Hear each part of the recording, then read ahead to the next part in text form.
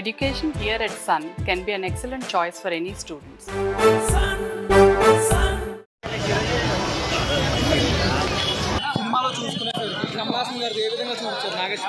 కమల్ హాసన్ గారిని అదే ఇక్కడ మూడు ఉన్నాయి, భూతకాలం, వర్తమాన కాలం, భవిష్యత్తు కాలం, మూడు కాలాలు ఉన్నాయి ఇక్కడ. అదే మన ఏది విష్ణు ఈశ్వర బ్రహ్మ మూడు ఉన్నాయి, వాటన్నిటిని మూడు కలగలిపి తీసుకున్నటువంటి అంశమే ఈ కల్కి. అంటే మానవ నిర్మితమైనటువంటి అప్పటి నుండి ఇప్పటి వరకు ఏం జరుగుతుంది, ఈ కలియుగంలో జరుగుతున్నటువంటి అంశాలు ఎటువంటి బలమైనటువంటి అంశాలని మానవుడు నిర్మించాడు, మానవుడు నిర్మిత కాలంలో ఎటువంటి అంశాలకి దగ్గరయ్యాడు, వాటికే ఈ కల్కి అని చెప్పుకోవాలి. మూవీ మాత్రం టోటల్గా మాత్రం వండర్ఫుల్ అని చెప్పుకోవాలి. మూవీలో చాలా హైలైట్స్ ఉన్నాయి, ఇందులో ఒక హైలైట్స్ కాదు. ఎందుకంటే అవతార్లో కూడా కొత్త ప్రపంచాన్ని చూసాం కదా మనం. ఎందుకంటే నేను గతంలో ఎక్స్పెక్టేషన్ చేశా, అసలు ఏంటి ఈయన ఫస్ట్ లుక్ ఏంటి, ట్రైలర్ ఏంటి, what is this Bujji vehicle పెట్టడం ఏంటి అని నేను అనుకున్నాను. కానీ నేను ఎక్స్పెక్టేషన్ చేసిన మాకే యాస్టీస్ దగ్గరగా ఉంది. ముజ్జి క్యారెక్టర్ అంటే అదే అసలు హైలైట్ ఏంటంటే భవిష్యత్తు కాలం, రాబోయే రోజుల్లో గాలి మోటార్లు వస్తాయంట కదా, మన టీవీలో వచ్చాయి కదా, కార్లు కూడా గాలిలో పోతాయంట. సో దానికి అది ఉదాహరణ అని చెప్పుకోవచ్చు బుజ్జి. అది అంటే మనం చెప్పిన పని అది మన వెహికల్ చేస్తుంది అన్నమాట. రోబో టెక్ని చూపించకుండా మన బుజ్జిని చూపించారు. అంటే దీపికా పదుకొని ఆమె ఎక్కువ సినిమా పాయింట్ ఆఫ్ సిచ్లో మెయిన్ లీడ్ వెళ్తుంది కాబట్టి ఆమెకే ఎక్కువ ఇచ్చారు. సో దీపికా పడుకొని ఆమెకి అంటే మనకి ఇంకోటి ఉంది, రామాయణం, భారతం ఇవన్నీ మనం చదివిను.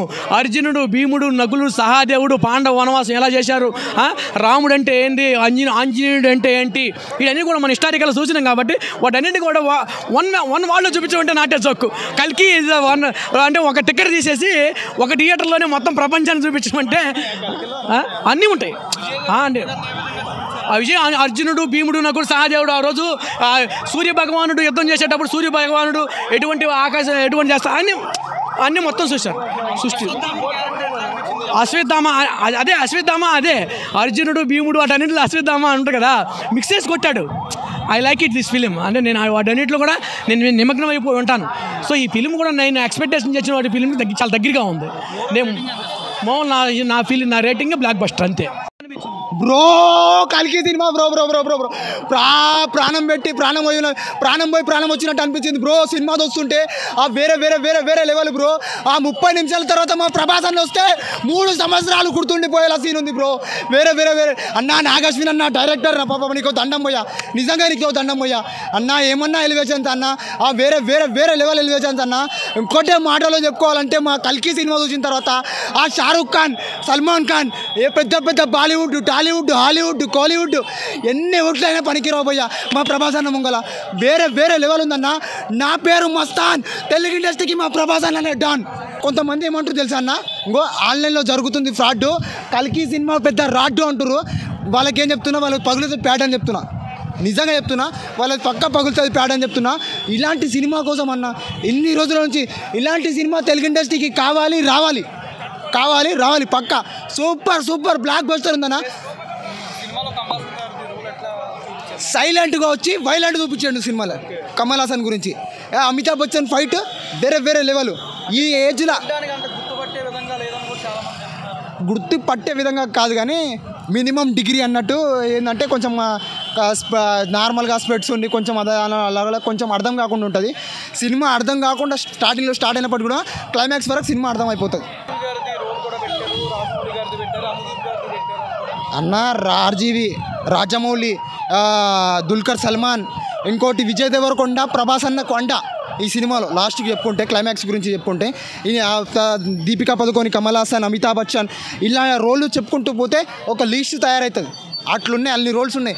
అన్నీ అర్థమయ్యే విధంగా క్లియర్గా క్లారిటీగా ఒక మంచి దిశను. అసలు నీ అన్ని మొత్తం సినిమాలో నెగిటివ్ పాయింట్ చెప్పడానికి ఏం లేదు. మైథాలజీ కానీ సైంటిఫిక్ కానీ మొత్తం ఇంక్లూడ్ చేసుకొని రెండు చాలా బాగా మిక్స్ చేశారు నాగార్జున గారు. అసలు సినిమాలో నెగిటివ్ పాయింట్ అనేదే లేదు చూపించడానికి. సినిమాలో ఎవరన్నా నెగిటివ్ పాయింట్ చెప్పాలనుకుంటే అది లాగ్ అయింది అది ఇది అని చెప్తారు కానీ కొన్ని చోట్ల అసలు సినిమా 30 మినిట్స్ లాస్ట్ 30 మినిట్స్ కానీ అసలు మైథాలజీ పార్ట్ ఎక్కడెక్కడైతే చూపిస్తారో ప్రభాస్ క్యారెక్టర్ రివీల్ చేసేది కానీ, అమితాబ్ బచ్చన్ క్యారెక్టర్ చూపించేది కానీ, కృష్ణుడి క్యారెక్టర్ కానీ, విజయ్ దేవరకొండ క్యారెక్టర్ కానీ, రాజమౌళి గారు కానీ, దుల్కర్ సల్మాన్ కానీ అసలు అందరూ మీరు ఏవైతే రూమర్స్లో విన్నారో వాళ్ళందరూ ఉంటారు సినిమాలో. చిన్న చిన్న క్యారెక్టర్లు అయినా కూడా చాలా సాటిస్ఫాక్షన్ ఇస్తాయి. చాలా ఫన్ కూడా జనరేట్ అయ్యి ఉంటుంది. కొన్ని సీన్స్లో రాజమౌళి గారు వచ్చే సీన్లో కానీ చాలా అంటే చాలా బాగుంటుంది. స్టోరీ ఏం రివీల్ చేయట్లేదు, స్పాయిలర్లు ఇవ్వదలుచుకోలేదు. బాగాలేదంటున్నా వాడికి సినిమా మళ్ళీ చూపి భయ్యా, వాడికి అసలు సినిమా బాగోపోవడం అంటే ఏం లేదు.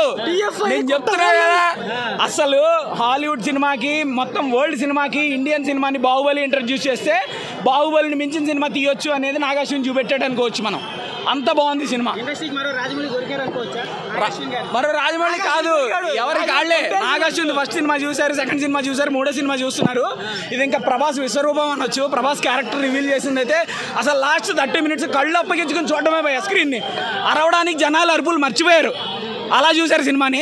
సినిమా చాలా చాలా బాగుంది. మళ్ళీ చెప్తున్నా, ఓటీటీలో చూసే సినిమా కాదు, సినిమా థియేటర్కి వెళ్ళి చూడండి, పక్కాగా చూడండి.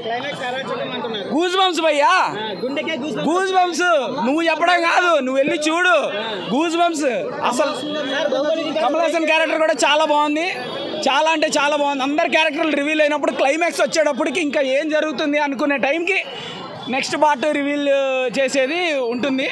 డైరెక్టర్ బై నాగార్జున అని పడుతుంది. సినిమా చాలా చాలా బాగుంది. One word, you have to go and watch it in big screen, అంతే. అంటే ఫస్ట్ హాఫ్లో ఆ కొద్దిసేపు అలా అనిపించిన తప్ప మిగతా సినిమా అంతా ఓవరాల్గా బాగుంది. ఇందులో అమితాబ్ బచ్చన్ గారి క్యారెక్టర్ కానీ, మన డార్లింగ్ ప్రభాస్ గారి క్యారెక్టర్ కానీ, బుజ్జి క్యారెక్టర్ అయితే ఆ వాయిస్ ఓవర్ ఇంకా బాగా నచ్చింది నాకైతే. మీ అందరికీ తెలుసు ఎవరు చేశారో వాయిస్ ఓవర్. ఓవరాల్గా సినిమా నాకైతే నచ్చింది. బేసిక్గా చాలా మంది అనుకుంటారు, అరే ప్రభాస్ సినిమా కాబట్టి ఇలా చెప్తున్నారు అనే ఫీలింగ్లో ఉంటారు. కానీ జెన్యున్గానే సినిమా ఓవరాల్గా బాగుంది. అక్కడక్కడ మైనసెస్ ఉన్నా కూడా సినిమా ఓవరాల్గా బాగుంది. అంటే అవి మనల్ని ఎంటర్టైన్ చేయడానికి మాత్రమే పెట్టారని ఆల్రెడీ చెప్పారు. ఎందుకంటే మెయిన్ హీరో ఒకడు ఉన్నారు, అందులో మెయిన్ క్యారెక్టర్స్ పేర్లు రివీల్ చేశారు. ఇంకొకటి అందరూ అనుకున్నట్టు విలన్ క్యారెక్టర్ని మాత్రమే అలా వచ్చి అలా వెళ్ళిపోయిందనే ఫీల్ తప్ప మీద ఓవరాల్గా ఏం అనిపించదు. అరే వచ్చారు, అబ్బా బాగుంది సీన్, ఫ్రేమ్ బాగుంది అనే ఫీల్ అయితే ఖచ్చితంగా వస్తుంది.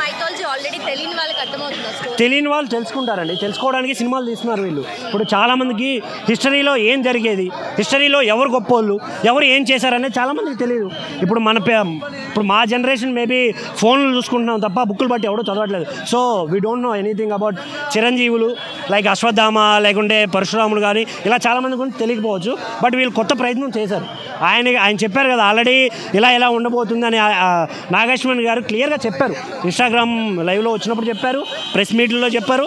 సో అవన్నీ విన్న వాళ్ళైతే they can understand about movie. Thank you. అసలు కమల్ హాసన్ గారా కాదా అనేది కూడా డౌట్ వస్తుంది అన్న మధ్యలో. కాకపోతే అందరికీ తెలుసు కదా విలన్ కమల్ హాసన్ గారే అని. సో కమల్ హాసన్ గారు అని మనం అనుకుంటాం. కానీ అది సెకండ్ పార్ట్కి లీడ్ తీసుకున్నారనేది క్లియర్గా మనకు కనిపిస్తుంది సినిమాలో. ఈ మధ్య వచ్చిన రీసెంట్ మూవీస్ అన్నిటితో పోల్చుకున్నా కూడా విజువలైజేషన్ కానీ, ఆ బ్యాక్గ్రౌండ్ స్కోర్ కావచ్చు, అంతా ఓవరాల్గా బాగానే అనిపించింది. సుమన్ టీవీలో మీ పర్సనల్ అండ్ బిజినెస్ ప్రమోషన్స్ కోసం కింది నెంబర్కి కాంటాక్ట్ చేయండి.